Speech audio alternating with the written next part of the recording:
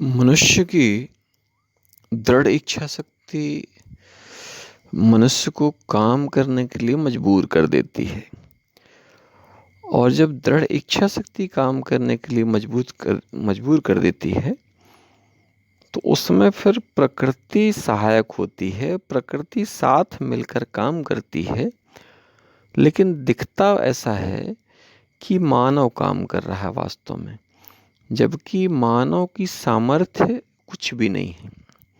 बिल्कुल उसी तरह से जैसे एक लाश पड़ी होती है ना, यदि उसमें जीव ना हो, यदि उसमें आत्मा ना हो, तो वो लाश किसी काम की नहीं होती है। बिल्कुल उसी तरह से अगर हमारे मन में यदि प्रकृति प्रेरणा ना दे, तो हम भी लाशों के जैसे ही हो जाएंगे। और जब लाशों के जैसे हो जाएंगे तो कुछ भी नहीं कर पाएंगे। इसलिए निश्चित मानिए, स्वीकार करिए कि जब हमें परमात्मा प्रेरणा देते हैं, परमपिता प्रेरणा देते हैं, ऊपर वाला जिसको हम बोलते हैं वो हमें प्रेरणा देता है, तो हम उस कार्य को करने के लिए मजबूर हो जाते हैं। एक बहुत छोटा सा उदाहरण मैं आपको देना चाहूँगा कि अभी मैं आपसे जिस समय इसको रिकॉर्ड कर रहा हूँ, इस ऑडियो को, मेरी बिल्कुल इच्छा नहीं है कि मैं कोई रिकॉर्डिंग डालूँ, किसी प्रकार का कोई संवाद करूँ। लेकिन मैं मना करते करते, नहीं चाहते चाहते भी इस विषय को मुझे डालना पड़ रहा है। अब ये कौन करवा रहा है? ये प्रकृति करवा रही है। इससे ढेर सारे लोगों को प्रकृति प्रेरणा देगी। ज़रूरी नहीं है कि वो जहाँ पर मैं रह रहा हूँ, जहाँ पर आप रह रहे हों, इस ब्रह्मांड में वो व्यक्ति कहीं भी इस बात को सुनकर के निश्चित ही कई लोग प्रेरित होंगे, जिसके लिए प्रकृति ने ये रिकॉर्ड करवाया है। अब आदमी ये भी कहेगा कि भाई ये आपका चिंतन है, तो आप उसमें ये बहाना भी रख सकते हैं कि सब प्रकृति करवा रही है। बिल्कुल सही है, आप अपनी जगह बिल्कुल सही हैं। तो उसका एक छोटा सा उत्तर तो मैं किसी को नहीं देता हूँ, लेकिन फिर भी एक बात मैं ज़रूर कहूँगा, उसको उत्तर जैसा समझें। उत्तर नहीं है वो, क्योंकि आप सब विद्वान जन हैं। जब आप विश्राम कर रहे होते हैं तो आपका भोजन कौन पचाता है? जब आप सोना नहीं चाह रहे होते हैं फिर भी नींद आती है आपको, तो कौन सुलाता है? जब आपको भूख लगती है, आप चाहते हैं कि मैं नहीं खाऊं, फिर भी आपको भूख के लिए कौन प्रेरित करता है? ऐसे ही एक ऊर्जा हर मानव के अंदर होती है, हर जीव के अंदर होती है।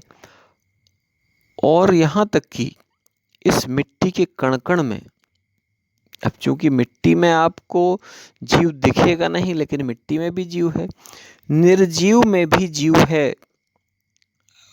चूंकि वैज्ञानिकों ने तो सिद्ध कर दिया, जो चीज़ घटती है, बढ़ती है, उसमें जीव है। अब गेहूं का दाना जो है खेत से निकालने के बाद घटता बढ़ता तो नहीं है, लेकिन इसके बाद भी उससे जीवन है। यहाँ तक कि आप यदि कुछ ना खा रहे हों, सिर्फ मिट्टी खाएं यदि आप, तो भी आप जीवित रहेंगे। अगर आपको इसका प्रयोग करना है, तो चूंकि प्रयोग आपको करना है तो आपको ही करके देखना पड़ेगा। ये मेरा प्रयोग तो है, ठीक है ना? तो अगर आप मिट्टी भी खा रहे हैं तो भी आप जीवित रहेंगे। मिट्टी खा लें आप और पानी पी लें, मिट्टी खा लें और आप पानी पी लें, और आप बहुत दिन तक जीवित रहेंगे, लंबे समय तक जीवित रह सकते हैं मिट्टी खा करके, राख खा करके। अब बताइए, मिट्टी में तो मिट्टी तो उसमें कहीं कोई दिखाई नहीं दे रहा, मिट्टी तो घट बढ़ नहीं रही है भाई। अगर अंग्रेजी भाषा में कहें तो नॉन लिविंग थिंग है ना मिट्टी। लेकिन प्रकृति द्वारा बनाई हुई जितनी चीज़ें हैं, वो सारी चीज़ें ऐसी हैं कि उसमें चेतन अवस्था है, दिखे ना दिखे। जैसे गेहूं है, तोड़ के रख लिया हमने, धान है तोड़ के रख ली हमने, दालें हैं तोड़ के रख ली हमने, तेलहन वाली चीज़ें हैं तोड़ के रख ली हमने, है ना, सरसों है या और तिली है। अब इन सब चीज़ों को खाने से ऊर्जा आती है ना, जबकि अब उसका तो कनेक्शन नहीं है, उसमें तो तिली तो नहीं बढ़ रही है, पेटी में रखे रखे, डब्बे में रखे रखे गेहूं तो नहीं बढ़ रहा है, ठीक है। लेकिन ये कुछ प्रकृति के ऐसे सिस्टम हैं कि हमको ये संकेत देते हैं। यहाँ तक कि आप ये सोचिए ना कि कुर्सी घट बढ़ नहीं रही है, टेबल घट बढ़ नहीं रही है, रस्सी घट बढ़ नहीं रही है, लेकिन बनी उस प्रकृति के अवयव से ही है। बिना प्रकृति के अवयव के संसार की कोई भी वस्तु निर्मित हो ही नहीं सकती है। कितना भी बड़ा वैज्ञानिक हो, वो प्रकृति के बिना अधूरा है, प्रकृति के बिना वो कुछ कर नहीं सकता है। आप भी, हम भी। आपका जो मस्तिष्क चल रहा है, यदि आपका मस्तिष्क सकारात्मक चल रहा है तो भी आप मानिए कि प्रकृति की कृपा है। अगर आपका मस्तिष्क नकारात्मक चल रहा है तो भी प्रकृति की ही योजना है, क्योंकि आपको प्रकृति या तो श्रेय देना चाहती है या आपको प्रकृति मिटाना चाहती है। अगर आपको प्रकृति ने श्रेय दिया है तो कोई कितना भी आपको जो है झुकाना चाहेगा, नहीं झुका सकता है। यदि प्रकृति ने आपको मिटाना चाहा है तो कोई कितना भी आपको उठाना चाहेगा, नहीं उठा सकता है। इसलिए अपनी प्रकृति को, अपनी प्रवृत्ति को समझें और ईश्वर के शुक्रगुजार रहें। हम ईश्वर से प्रार्थना करें कि हे ईश्वर, आपके द्वारा मुझे जो भी कुछ भी दिया गया है, मैं इससे पूर्ण रूप से संतुष्ट हूँ। बस मेरी बुद्धि जो है आप पर सदा लगी रहे, ऐसा मुझ पर कृपा करिए। ऐसा विचार हम जो है निरंतर प्रभु को परोसते रहें और भगवान से कुछ भी मांगना नहीं है। यदि आपको ऐसा लगता है कि भगवान से कुछ मांगना है तो भगवान से कहिए, हे प्रभु, मैं अच्छे कार्यों का निमित्त बनूं। हे प्रभु, मेरे द्वारा पवित्र कार्य ही कराना। हे प्रभु, मेरे द्वारा किसी का भी अहित ना हो, ऐसी प्रार्थना करिए। और फिर आप देखिए कि आपके द्वारा प्रकृति निरंतर अद्भुत कार्य कराएगी, अद्भुत कार्य। और जब आपके द्वारा प्रकृति अद्भुत कार्य कराएगी तो आपका शत्रु भी आपका मित्र बन जाता है। और अन्यथा जब आपके कार्य पवित्र नहीं होंगे तो फिर निश्चित रूप से मानिए कि धीरे धीरे धीरे धीरे जो है आप लोगों की पहुंच से दूर हो जाएंगे। और लोगों की पहुंच से दूर होना हो, उस परम पिता परमात्मा की पहुंच से आप दूर हो जाएंगे। फिर आपके दिखावटी आनंद सारे अंदर ही अंदर कष्ट में रहेंगे। और आप यदि कष्ट में भी हैं और प्रकृति आपके साथ है तो आप कष्ट में रहते हुए भी आनंद में रहेंगे।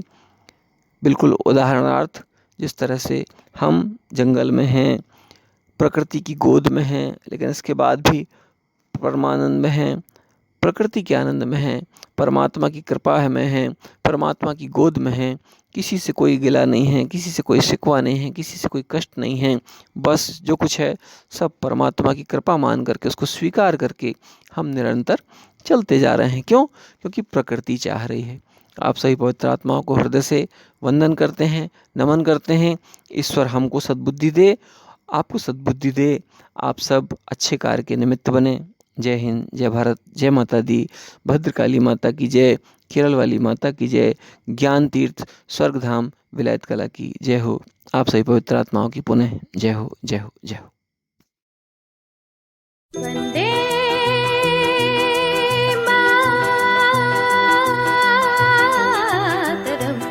मातरम, वंदे मातरम, वंदे मातरम, वंदे मातरम, वंदे मातरम, वंदे मातरम, वंदे मातरम, वंदे मातरम, वंदे मातरम,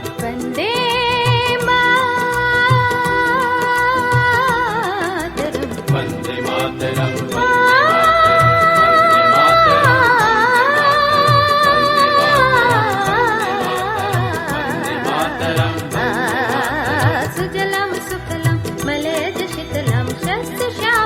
मातरम वंदे सुजलां सुफलां मलयज शीतलां शस्य श्यामलां मातरं वंदे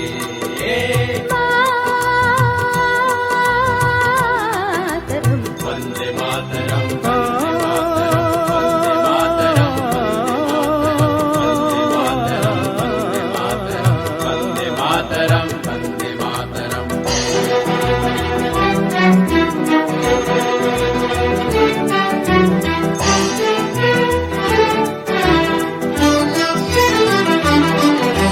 शुभ्र